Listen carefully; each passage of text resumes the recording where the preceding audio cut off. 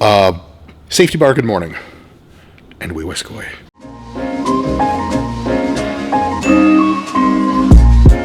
All right, so next exercise is going to be the safety bar, good morning. Like I said, the Elite safety bar is absolutely my favorite conventional safety bar.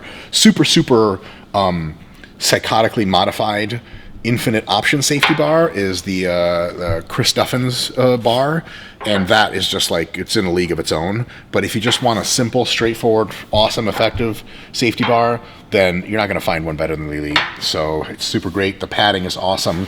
The padding is not too soft or too hard, and that's absolutely something you get wrong.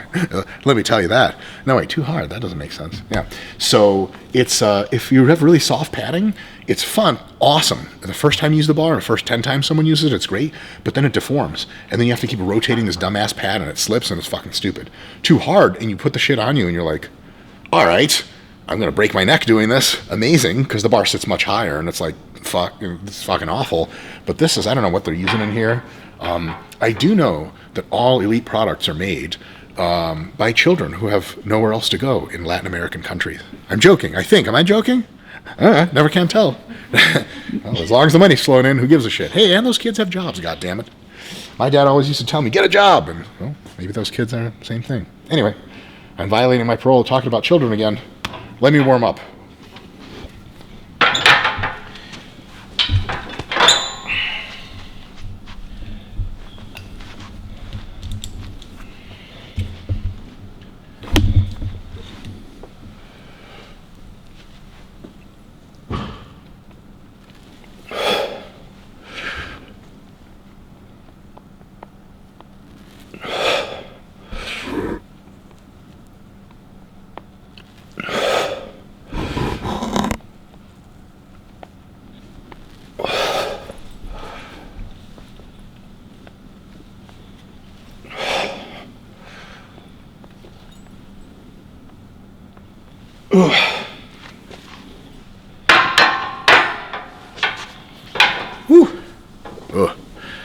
Good mornings, man. I swear to God, warming up sucks.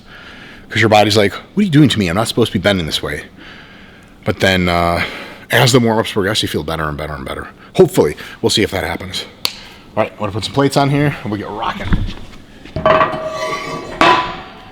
Perfect.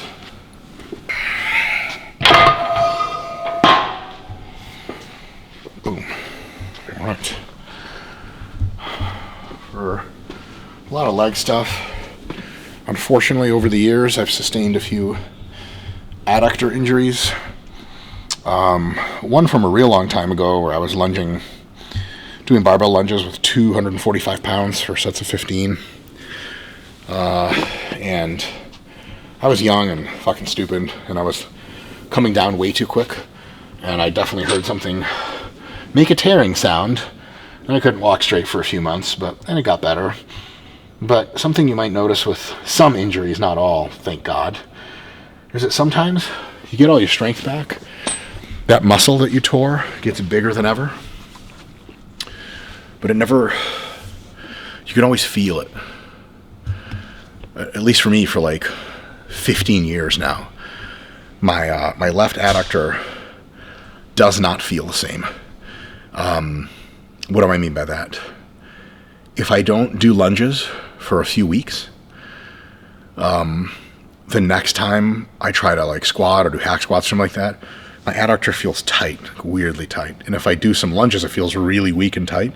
But after a few warm-up sets and reps, it feels great, like nothing ever happened. It's fucking disconcerting. So I think my left one again, and maybe my right one also, from training a combination of a lot of heavy rolling jiu-jitsu and lifting at the same time, not literally the same time, but like spread over a couple of hours. And so I've done my adductors a few times, and it's a finicky fucking muscle. Anytime I see guys actually, to Elite's legacy here, like equipped super wide stand squatters, like a part of me like cringes when I watch them squat, because I'm like, oh my fucking God, please don't fucking hurt anything. And 9 times out of 10, squatting 1100, like some shit gets snapped up. Been to a bunch of meets where you're like, oh, is he gonna get it? They catch the weight. I'm like, oh my God. So I don't want to fuck my shit up. And so sometimes, for legs especially, I'll stretch a little bit, like you guys just saw between sets, just to stay limber and get a little bit more blood flow, a little bit more proprioception, pull the scar tissue apart a little bit, if that's even an anatomical thing. I'm not sure it is, but after stretching every now and again between sets, it does feel better, and at least I have that. So even if there's nothing anatomical going on, and my technical probability of injury is identical to if I didn't stretch, I have a little bit more, I don't want to say confidence. I'm not continually distracted by my adductors feeling weird. And so when I do heavier good mornings, heavier hack squats, I can just be like, all right, I'm just doing the thing, and I can feel my quads and my hamstrings, whatever I need to, instead of being like, fuck, is this the next rep that's going to fuck up my adductors? At the end of the day, something that might help folks with injury and kind of fear around injury, which is totally legit. I have a ton of that. I'm also Jewish, so I'd like wake up every morning afraid for no reason. Like, hi. Oh, that's funny to you? You fucking white supremacists. God damn it. So basically, yeah, you can get hurt. You can get hurt doing this. I might get hurt in this workout today. Who the fuck knows? It's totally fine to consider injury probabilities until the weight's on your back or in your hands. And then you just gotta fucking give it up to the big man upstairs. Like, shit's either gonna happen or it's not gonna happen. I've done my best to prepare in such a way that minimizes my injury risk within reason. And I'm not gonna try to minimize my injury risk with not reason by like quitting entirely or using like the Bosu ball or some shit. So you do good warm-ups, good mobility, all this other stuff, stay as healthy as you can, hydrate, blah, blah, blah. And then once the shit happens, like, look, if I get hurt today, I did the best I could. Shit happens. I'll just drown myself in cheeseburgers and Vicodin. Don't nod to that. That was real. That was crazy. Yeah, try shitting after that for a while. But no, on a serious note, shit happens sometimes. Do your best to prepare, and then when the set comes, go heavy. Don't feel like you're blocking out injury. Feel free and athletic and perform and do your best. Shit's going to happen one way or another. I've never seen anyone really scared of injury get hurt less because they're like, ah. And actually, if you squat and do good mornings in a way that protects you, you actually aren't even exposing the muscles that you're supposed to. I'm not going to, you guys will see me hack squats like ass to grass depth. Like, if I didn't want to get hurt, I would never do anything like that to begin with. So, in any case, stop ranting, Mike, and do actual weightlifting.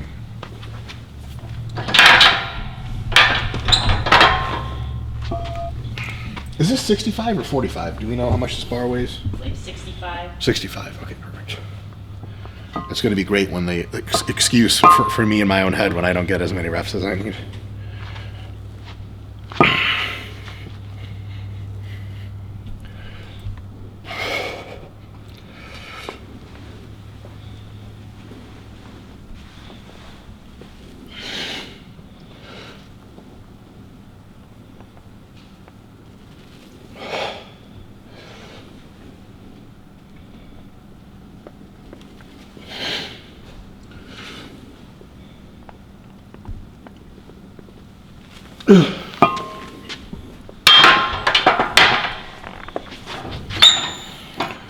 Dope. All right, second warm-up set.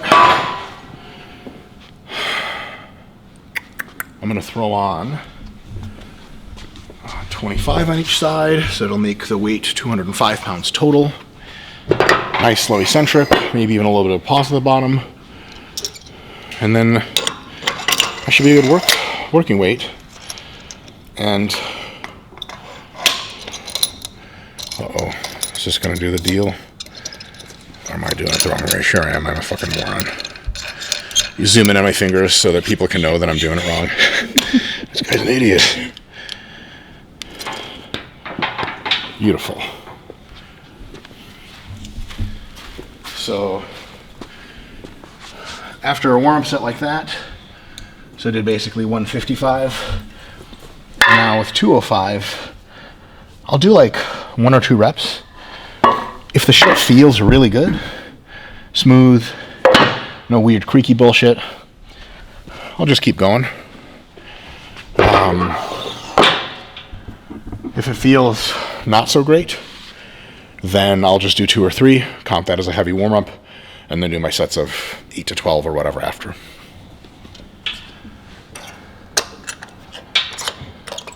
First try. Huh? First try. Yeah, I failed. Did you see that? I went the wrong way again. Fuck. You have a 50% chance of I know. being right. I thought you had it. I was like, You know, I didn't learn any lessons because I was like, I got it wrong. And I was like, okay. And then I just tried it again with a beginner's mind. I was like, I learned nothing. I'll just do the same thing I did last time. Oh, look, it's wrong again. Oops. So, that was weird. Let me explain that. What I'll do is I'll take a big breath in and hold it, generate a lot of intra-abdominal pressure, because the first set that I put the belt on, I can generate so much intra-abdominal pressure that I legitimately pass out. And if you pass out in an unsupported good morning, I hope you're rolling. If that happens, please move the camera back so people see all my Jenga blocks just fall right the fuck out of my body. That'd be dope. Try not to do that, so I'll take a couple of big breaths, almost pass out standing up, and then you desensitize to it really quick, and then I'll do a work set. So I'll do another one of those.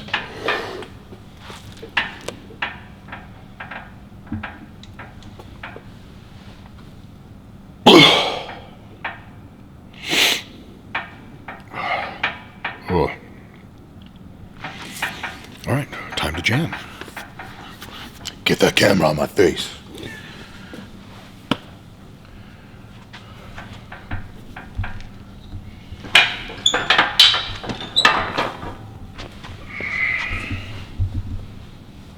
Isn't the safety bar amazing? Can you imagine if you didn't know what a safety bar was and you walked in the gym and someone was like, ta-da, you're like, oh my God. Oh, okay, you're okay.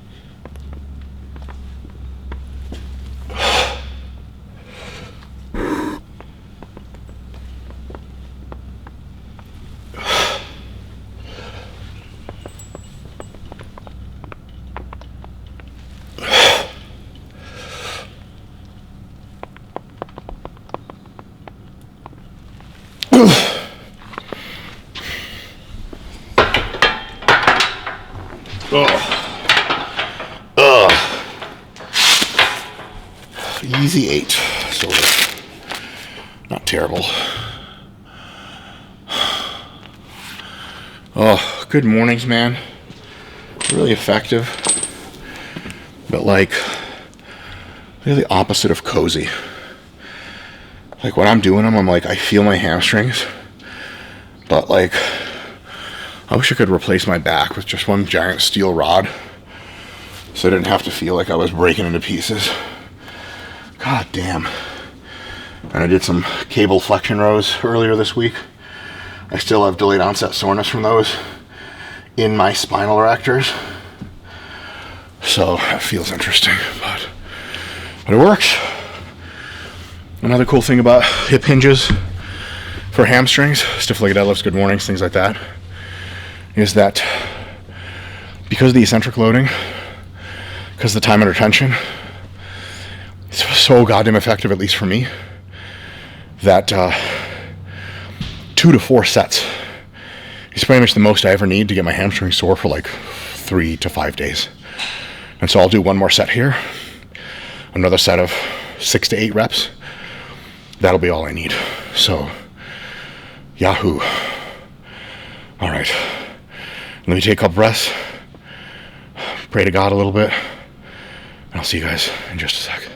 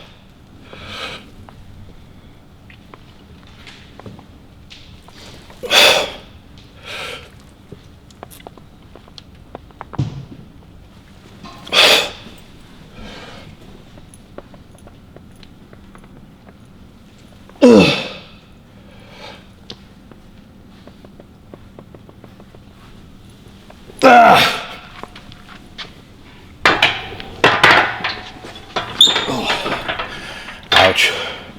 Especially with hamstring moves, especially with hip hinges, I swear to God, on like the last couple reps of the last set, I know I'm going to get sore. You feel the fucking tearing happen in real time. Like, yes. Tearing in real time, you say? Tune in for my OnlyFans. My Let's Say OnlyFans. It gets us kiboshed instantly in the algorithm. Get out of here, you adult film creator. It sounds too fancy. Adultery. I love that. All right, that was good. 2 sets, 8 reps, 7 reps. That'll do. Next, I'm sure we'll get some footage of that. I'm gonna put on my weightlifting shoes. I don't squat in Crocs. Nice flat surface for hip hinges. For hack squats, put on my weightlifting shoes. Start warming up. Fun part. All right, guys, thanks for watching the video to the end. Make sure to like and subscribe to the channel and click here, here, here, or here for more videos. Why should anyone join this Discord? Why wouldn't you want to? It's not fake, it's genuine, it's authentic, it's well worth it. The Discord has been nothing short of meeting new people who are incredibly like-minded, giving each other a bunch of ball busting, but also being there to support each other in whatever life throws their way. The best part of it for me has also been able to connect with lifters of all levels, help coach, get coached, and also connect with other new fathers who are enjoying the journey of lifting and trying to balance that out. It's the glue that holds all of us together. A common interest will bring people from different walks of life, people who are multi-millionaires, these characters and everything else in between, united under one thing, the pursuit of strength. I think most of us would agree that getting a coach is a great step forward that an athlete can make to make greater progress. But what if you had 2 coaches? What if you had a whole bunch of coaches and a whole bunch of driven elite level athletes and like-minded people all in your corner trying to make you better? That's exactly what you're going to get with the Table Talk Discord crew.